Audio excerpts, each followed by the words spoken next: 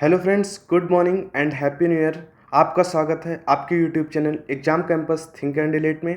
आज है 1 दिसंबर और देखते हैं आज के टॉप करंट अफेयर्स कौन से हैं। तो पहला क्वेश्चन है, किस राज्य ने डिजिटल इंडिया अवार्ड 2020 जीता है?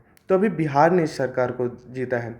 एक बार ध्यान रखना है कि इस जो ये इनको अवार्ड मिला है वो मिला है इनको एक कैटेगरी होती है, क्योंकि ये अवार्ड जो दिया जाता है वो 6 कैटेगरी में दिया जाता है। और 6 कैटेगरी में से एक कैटेगरी है इनोवेशन इन पैंडेमिक कैटेगरी, और इसको इसी साल जोड़ा गया है इस अवार्ड में। तो इस कैटेगरी में बिहार सरकार को ये सम्मान प्राप्त हुआ है। बिहार की राजधानी है पटना, और यहाँ के जो सीएम है वो है नीतीश कुमार, और यहाँ के जो राज्यपाल है वो हैं फागू चौहान। अब इंडियन पॉलिटी की थोड़ी सी बात आ गई है, क्योंकि सीएम राज्यपाल, तो हम इंडियन पॉलिटी से कुछ चीज़ बता देते हैं। जैसे कि संविधान का जो भाग 6 है वो देश के संघीय ढांचे के जो एक महत्वपूर्ण हिस्सा है राज्य, उससे संबंधित है।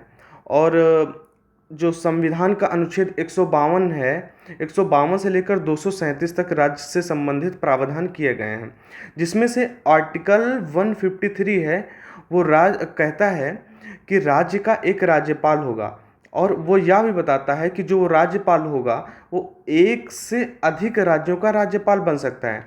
जैसे कि अभी उत्तर प्रदेश में जो राज्यपाल हैं श्रीमती आनंदीबेन पटेल जी, वो क्या है, वो एमपी की भी इस समय गवर्नर हैं। तो ये बात हमें ध्यान रखनी है। और बिहार से कुछ महत्वपूर्ण करंट अफेयर्स है, जैसे कोसी रेल महासेतु का उद्घाटन अभी किया गया है, जो कि कोसी और मिथिलांचल को जोड़ेगा। जिसकी जो आधारशिला रखी तो श्री अटल बिहारी वाजपेयी जी ने 2003 में रखी थी। और अभी अटल बिहारी वाजपेयी से संबंधित हमने कुछ महत्वपूर्ण कुछ पढ़ा था। जैसे 25 तारीख को हमने पढ़ा था कि 25 दिसंबर को ही हम सुशासन दिवस मनाते हैं। संजीवनी ऐप इन्होंने लॉन्च किया था कोविड-19 के बारे में जागरूकता फैलाने के लिए। विक्रमशिला गंगा डॉल्फिन अभ्यारण्य भी ये बना रहे हैं भागलपुर ज़िले में, और यहीं पर है वाल्मीकि नेशनल पार्क। देख लेते हैं मैप में बिहार है कहाँ पे। तो ये है मैप में बिहार, जिसकी राजधानी ये दिख रही है पटना। और बिहार से जो लगे हुए राज्य हैं वो हैं उत्तर प्रदेश, झारखंड, वेस्ट बंगाल। और यहीं पर कुछ जनजातियां हैं, जैसे उरांव है, संथाल है, लोहरा है। और एक बात हमें ये ध्यान रखनी है कि नेपाल, इसके साथ एक देश भी लगा हुआ है। देखते हैं अगला क्वेश्चन। सोनू सूद पर आई एम नो मसीहा किसने लिखी है? तो इसको लिखी है अभी मीना अय्यर ने, क्योंकि सोनू सूद साहब ने जो कोविड-19 के समय लोगों की बहुत ज़्यादा सहायता की थी। और अभी कुछ महत्वपूर्ण पुस्तकें और हैं, जैसे योर बेस्ट डेज टुडे, ये पुस्तक लिखी है अनुपम खेर ने। प्रेगनेंसी बाइबल, इसको लिखी करीना कपूर ने।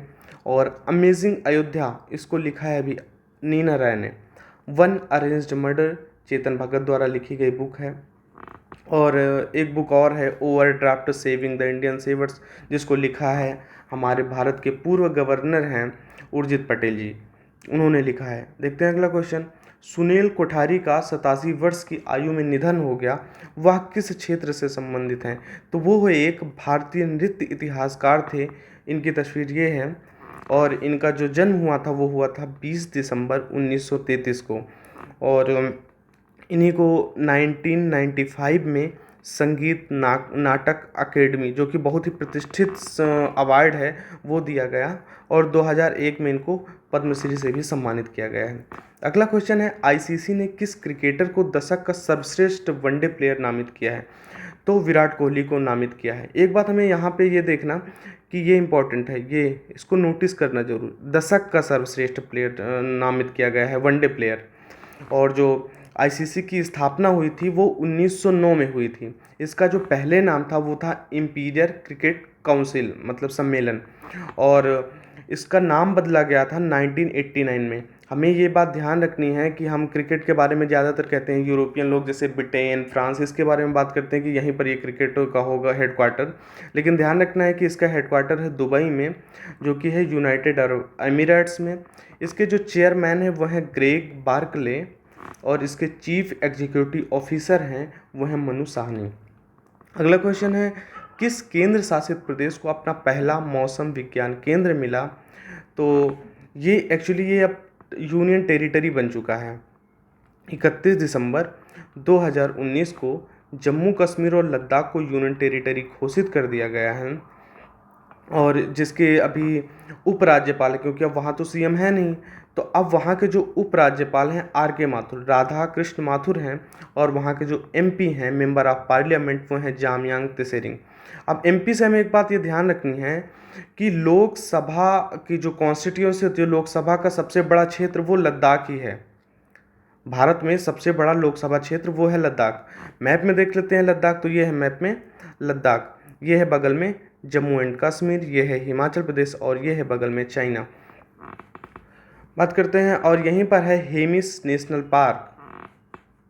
अगला क्वेश्चन है, ब्राज़ील के एमेजोनिया को कौन सा अंतरिक्ष संगठन लॉन्च करेगा?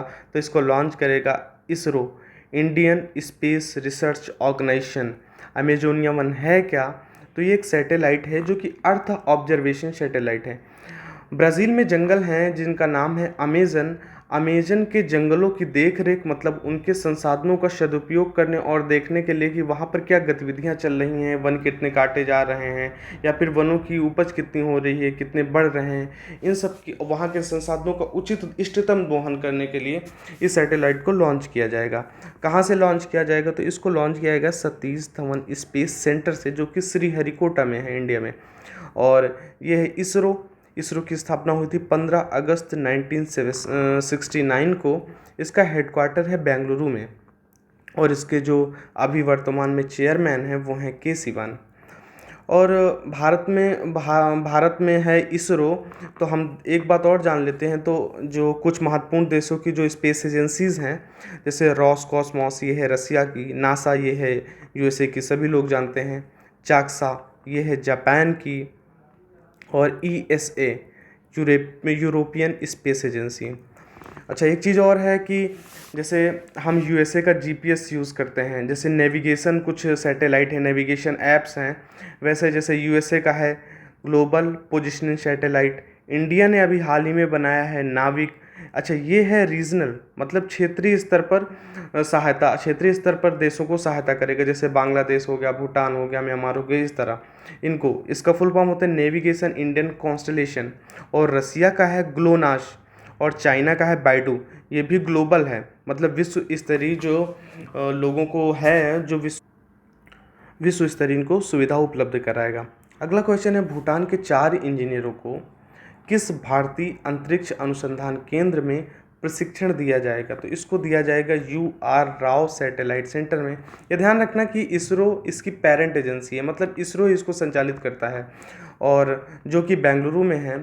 ये जो सेंटर है वो सैटेलाइट्स की डिज़ाइन तैयार करता है, उनके विकास में योगदान करता है, और कंस्ट्रक्शन में मदद करता है।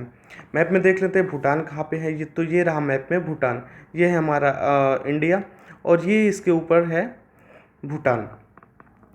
भूटान की कैपिटल है थिम्पू, और यहाँ के जो पीएम हैं वो है लोटाय त्शेरिंग। और यहाँ पर जो मैक्सिमम पॉपुलेशन है वो है बुद्धिज़्म की, जो कि वज्रयान शाखा के हैं। जैसे बौद्ध में भी है ना हीनयान महायान, उसी तरीके से ये हैं, और आगे भी इनकी शाखाएं बढ़ जाती हैं, तो वज्रयान शाखा के मैक्सिमम लगभग 70% है। और देख लेते हैं सिक्किम कहाँ पर है भारत से, वो भूटान से देख लेते हैं कि भूटान कहाँ पर है भारत के परिप्रेक्ष्य में। तो भूटान से साझा करते हैं सिक्किम, ये राज्य है, और अरुणाचल प्रदेश, आसाम, वेस्ट बंगाल। और यहीं पर हम देख लेते हैं जैसे अरुणाचल प्रदेश, सिक्किम, आसाम और वेस्ट बंगाल। तो ये थे आज के महत्वपूर्ण करंट अफेयर्स। हमारे वीडियो को जो है लाइक करें, शेयर करें, और कमेंट ज़रूर करके बताएं कि वीडियो कैसा लगा, और हमारे चैनल को सब्सक्राइब अवश्य कर लें, और बेल आइकन को ज़रूर दबा लें ताकि अगले नोटिफिकेशन आपको समय पर मिल जाए। Thank you very much.